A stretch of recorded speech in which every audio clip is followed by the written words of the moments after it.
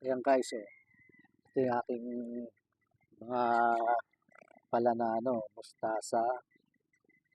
Ito naman yung aking pitsay. Hmm. Wala, mga ilang araw pa ito eh. Mailipat ko na lahat na ito. Ilalagay ako ng ibang halaman, tanlag. Ayan. Ayan. Ito ano ko na ito. Medyo ilang araw pa, malalaki na ang dahon nito. Paglilibang-libangan ba lahat dito pag walang ginagawa. Yan, talaga. May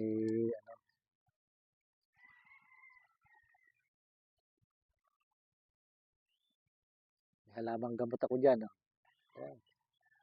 Yan yung ginagawa kong kape. Ito inuunom ko sa umaga. Yan, yan dahon na yan. Yan ang iniinom ko tuwing umaga. Malaki ang benepisyo niya sa katawan. Gamot sa UTI. Yan, yan ang ginagawa. Kaya wala akong nararamdaman sa katawan.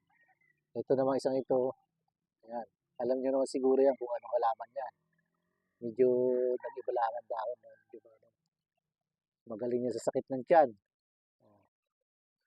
Oh, may gamot pa ako dito para sa ubo ng mga bata. Lalo't may maliit akong apo. Nagtatanim ito nga pala yun. Oh, yan. Alam niyo masiguro kung anong halaman ito. Ito yung marami sa mga palibot ng bahay. Dito, kinakailangan mo itanim para meron ka ng puno nito.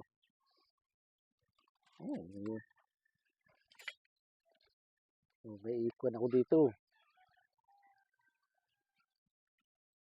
Katawan ng kamote. Yan, yan aking pararamihin para akong ipaglibangan dito sa taas.